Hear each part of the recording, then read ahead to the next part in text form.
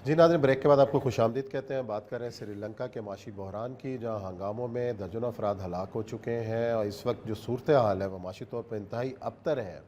और ये सब श्रीलंका ने भी IMF को रद्द करके चीन से रुजू किया ये था कि वो आखिरी दौर बेल में आउट असल कराएगा में नहीं, अभी। मसला जो है कि श्रीलंका का सबसे अहम तरीन मसला जो है कि श्रीलंका जो था ये मुकम्मल तौर पे वेस्टर्न सूरत हाल के अंदर मौजूद था, लेकिन चाइना के साथ भी उसके तल्लुकात चल रहे थे।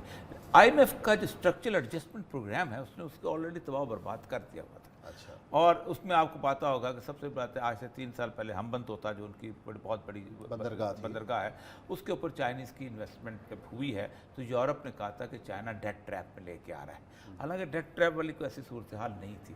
इस वक्त सूरत हाल ये हुई है कि उसको वही वो काम किया गया है कि उसके अचानक 26 के 26 मिनिस्टर जो उन्होंने रिज़ाइन कर दिया और वो बाकायदा उसको जैसे कहते हैं अंदर से पार्टी के अंदर से लोगों को ख़रीदा गया जब मौजूदा वज़ीर आज़म था और उसको वहाँ पर उसके ख़िलाफ़ एक मूवमेंट शुरू करवाई गई। वहाँ पर होता पॉपुलर वज़ीर आज़म थे राजा। उसकी वजह यह है कि इकोनॉमिक क्राइसिस जब पैदा किया जाता है ना, पूरी दुनिया में होता ही यही है। IMF वर्ल्ड बैंक दुनिया करती है इकोनॉमिक क्राइसिस। रूस में क्या हुआ? अच्छा जी, और ये सब श्रीलंका से हमें ज्वाइन किया, ह्यूमैनिटी पार्टी के रहनुमा है ह्यूमैनिटी पार्टी की डॉक्टर चंदमा, उन्होंने हमें ज्वाइन किया और मजे की बात यह है कि थोड़ी बहुत उर्दू भी बोल लेते हैं माशाल्लाह। तो उन्हें हम खुशामदीद जी कहेंगे। फरमाइएगा जी डॉक्टर साहब। और ये अर्ज कर रहा हूँ कि ये इस वक्त सूरत हाल क्या है और ये क्राइसिस जो है ये आगे कहाँ तक लेके जाएगा? सलाम जी, बहुत खुशी खबर है आपको साथ बात करना वक्त मिला है। श्रीलंका अभी तो ठीक है, लेकिन आवाम लोग है ना अभी बहुत मुश्किल में है, लोग को तो तकलीफ में है, इसीलिए लोग बाहर आया है। लोग को खाना पीना का तकलीफ है, दवा तकलीफ है, गैस का तकलीफ है, ये वजह से लोग बाहर आए हैं। अभी 1 महीना मंथ हो गया है लोग बाहर में पिकेटिंग में रहता था। अचानक कल मुश्किल आई है, लोग को मार किया गया है, इसीलिए लोग बहुत गुस्सा में आ गए। अभी तो 100 घर का जलाया है, 2-3 को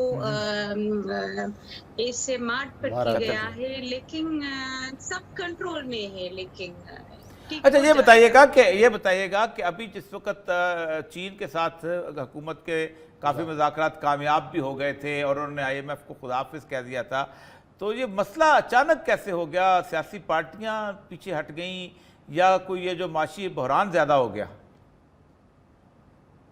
जी, ये तो अचानक तो नहीं हो गया है, ये तो अभी 2-3 साल से श्रीलंका का हालत का, श्रीलंका इकोनॉमी का वजह से लोग को बहुत परेशानी है, लोग बहुत मुश्किल में है, लोग को तकलीफ में है, इसीलिए लोग बात करती हूँ ना, टेलीविजन में बात किया जाता है, लोग हर घर में मुश्किल में है, लोग को सैलरी कमी नहीं है। लेकिन अभी yesterday इधर प्राइम मिनिस्टर साहब का मंदिर में बुला के उसका लोगों को बात किया है। वो बात वजह से उसका सपोर्टर ने थोड़ा गुस्सा आके वो पिकेटिंग लोग को मार किया गया है। इसीलिए वो पिकेटिंग लोग अभी तक कुछ गलत नहीं किया है, बस लेकिन आपको पता है सिविल सोसाइटी में कुछ हो गया तो सिविल हर जगह में मुश्किल हो जाता है ना, ये वजह हो गया है अभी। अब कैसे निकलेंगे इन हालात से, कैसे आप बाहर आएंगे, क्या हल है, कौन इमदाद करेगा कि बाहर? आपकी माशाल्लाह पार्टी ह्यूमैनिटी पार्टी काफ़ी उसकी आप बहुत बड़े लीडर हैं, फाउंडर भी हैं, आपकी पार्टी इस वक्त क्या सोच रही है इस मामले के अंदर? इंशाअल्लाह हम सोचता है हमारे मुल्क के लिए तो अपना पड़ोसी मुल्क का हाथ देना, दोस्त होना, भाई से रहना बहुत बहुत जरूरत है। अभी हम इसी एक वक्त हो गया है, हम सबका मदद का जरूरत है। हमारे लिए पाकिस्तान बहुत बड़ा मुल्क है, हमारे लिए हर वक्त में हमें मदद किया गया है, एडवाइस दिया गया है, हमारे साथ एजुकेशन में मदद किया है, खाना पीना महीना में मदद के बहुत हमें खुशी है ये वजह से। मेरा ख्याल में हमें इसी वक्त में हमें बहुत इंटरनेशनल का मदद चाहिए। पॉलिटिकली हमें सोल्यूशन चाहिए। पॉलिटिकली सोल्यूशन के लिए हमारे गरीब मुल्क का मदद बहुत चाहिए हमारे लिए, हम ये सोचता है। जी बहुत बहुत शुक्रिया जी, बहुत बहुत नात आपने गुफ्तगू की। अच्छा, पाकिस्तान के देखें, मसला है पाकिस्तान इंडिया का। वहाँ पर इंडिया जो है वो चाहता ये है कि बांग्लादेश की जो कल शब्बर ज़ैदी साहब कह रहे थे कि बांग्लादेश को उन्होंने वहाँ बिल्टअप। आज बांग्लादेश में उन्होंने कर तो लिया इकोनॉमिकली, लेकिन बांग्लादेश जो है इस वक्त दुनिया में सेकंड बिगेस्ट मुल्क समझा जाता है जहाँ टेररिज्म जो है वो फ्लरिश कर रहा है। अच्छा। एक इंडियन फीलिंग बिल्टअप हो रही है। वो कहते हैं कि अगर एक दफ़ा पाकिस्तान इंडिया की लड़ाई शुरू हो गई तो बांग्लादेश जो है वो इंडिया के खिलाफ खड़ा हो जाएगा, क्योंकि 1 करोड़ 10 लाख लोग जो वहाँ बैठे हुए हैं बंगाली, जिनके साथ जुल्म हो रहा है इंडिया के तरफ। इंडिया यहाँ पर हमेशा से ठीक था, उसने टैमल्स को सपोर्ट किया हुआ था, सिंहैलिस के खिलाफ था, सब कुछ था। इंडिया यही को वो इस्टेब्लिश करना चाहते थे श्रीलंका के साथ। आप देखें, एक तो है क्वेड, एक होता है एक्वस उन्होंने बनाया था जिसमें 16 मुल्क थे। उसमें पाकिस्तान के अलावा 17 मुल्क शामिल थे जो चाइना को कंटेनमेंट करेंगे, जिनमें से थाईलैंड था, लाओस था, उसके बाद वियतनाम था, ये सारे मुल्क थे। उनमें से एक श्रीलंका भी था। श्रीलंका वाहिद मुल्क था जिसने पाकिस्तान की वजह से उनके साथ अलहदगी इख्तियार की और पाकिस्तान के वजह से उन्होंने चाइना की तरफ टिल्टेड किए हुए, और चूँकि पाकिस्तान ने उनको टेररिज्म से निजात दिलाई थी। आप सोचें कि अगर पाकिस्तान की फ़ौज न गई होती तो आज इस वक्त वो इन्फ्लेम्स होते, वो जाफना का पूरा इलाका और सब कुछ। इस वक्त सूरत हाल ये है कि ख़ुद पाकिस्तान जो है वो चीन के बारे में जिन पे पत्ते थे वही तकिए हवा देने वाली बात हो गई है कि पाकिस्तान खुद उसी क्राइसिस का शिकार पड़ गया है। तो वो क्या, बेचारी वो अब पॉलिटिकल पार्टी की हेड है और उनकी कुलीन गवर्नमेंट के वो शामिल है। वो कहती ये है कि इस वक्त हमें इंटरनेशनल एड से एड चाहिए, हमें असिस्टेंस चाहिए पॉलिटिकल। वहाँ ये है असल में श्रीलंका का क्राइसिस। और श्रीलंका का क्राइसिस जो है वो चाइना की इनडिसिसिवनेस। देखिए, चाइना वो मुल्क है, हम बातें तो करते हैं कि हिमालय से बुलंद और थे वो। चाइना वो मुल्क है जिसने आज तक ज़िंदगी में अपने आप से बाहर जाने की कभी सोचा ही नहीं। जो मुल्क हमलावरों से लड़ने की बजाय दीवारें चीन बना ले कि भाईजान इधर ना मत आना, हम लड़ाई नहीं करते।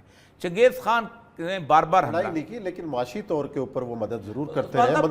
मंसूबे उस्मान साहब, हमेशा चीन का नाम तमाम, आप इंग्लिश की किताब उठाएं, आप फारसी की किताब उठाएं, आप उर्दू की उठाएं, हिंदी की उठाएं, चीनी ताजर।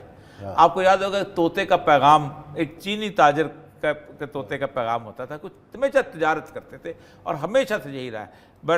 बगदाद में भी चीन से ताजर आते थे। आप कभी इब्न बतूता का सफ़रनामा पढ़े ना, वो यही चीज़ है। तो चंगेज़ खान जो था उसने बड़े दफ़ा हमले किए और फतह किया उनको, कई करोड़ बंदे मारे। तो आखिरी जो कहते हैं चंगेज़ खान जब बिल्कुल साहिब फराज था, बेहोश था, तो खाकान चीन ने 200 लोगों को बड़े बड़े थाल दे के भेजे और उसमें हज़र जवाहरात थे और कहा कि खान आज़म ये हाज़िर हैं, हमारे ऊपर हमला ना करें।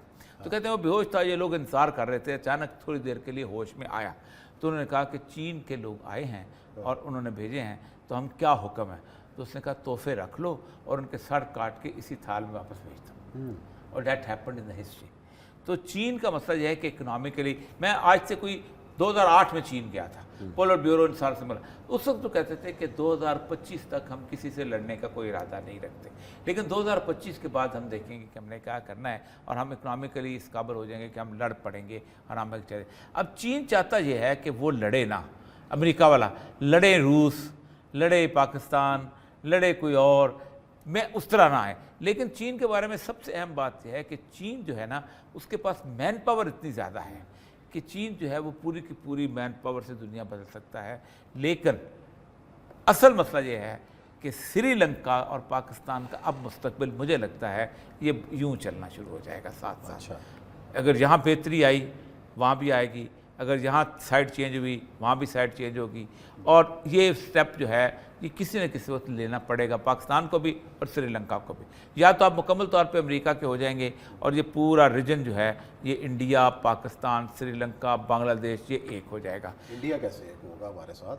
आज आपने कमर्शियल रशीद भेज दिया, नहीं तो उससे प्लान, उस्मान साहब, प्लान बुनियादी तौर पर अमेरिका की ख्वाहिश यही है। अच्छा, लेकिन अमेरिका दो चीज़ों को इग्नोर करता है। मैंने कल एक बहुत बड़े अमेरिकन थिंक टैंक के चीफ से बात कर रही थी, मैंने कहता कि ये क्यों नहीं हो सकता, why can't you act like Japan and South Korea, they are all developed, they are too good countries. मैंने कहा सिर्फ एक फ़र्क है, उनके साथ कोई इंडिया नहीं है दुश्मनी करने के लिए, और उनके पास एटम बम नहीं है। सही। हमें एटम बम चैन से नहीं लेने देता और हमें इंडिया चैन से सोने नहीं देता। हमारा मसला ये है, हम ना श्रीलंका ना साउथ कोरिया बन सकते हैं, ना हम जापान बन सकते हैं। जापान का इर्द गिर्द चारों तरफ समुद्र है, हमारे चारों तरफ समुद्र नहीं है। हमारे एक तरफ तो इंडिया खड़ा हुआ है। जापान के पास एटम बम नहीं है, वो आज तो कहता है जी अमेरिकन कहते हैं हम प्रोटेक्ट करेंगे। साउथ कोरिया के पास एटम बम नहीं है, साउथ कोरिया के मुकाबले पे एटम बम मौजूद है नॉर्थ कोरिया। वो कहता है मैं क्या करूं, वो अमेरिका के साथ उसको खड़ा रहना पड़ता है। हमारे पास दो अहम तरीन चीजें हैं, हमारे पास 7 लाख फौज है, हमारे पास इंडिया की दुश्मनी है, हमारे पास एटम बम है। हम सारी जिंदगी नहीं बन सकते। वो स्ट्रेटेजी जो हमारी जो जोग्राफियाई हैसियत है, लोकेशन, दुनिया की दो बड़ी अगली थर्ड वर्ल्ड वॉर सिर्फ इन 2 लोकेशन पे होनी है। मैं आप उठाएं जरा 2020 वॉर्स की जो किताबें मुझे 3 जो अक्सर उनका जिक्र मैं करता हूँ, वो कहते हैं 2 ही लोकेशन है जहाँ वॉर होनी है, एक यूक्रेन और एक पाकिस्तान। चलो जी, देखते हैं क्या होता है, लेकिन प्रोग्राम का वक्त यहाँ पे ख़त्म होता है। कल इंशाल्लाह फिर मिलेंगे नए मौज़ूआत के साथ। अपना ख्याल रखिएगा। अल्लाह।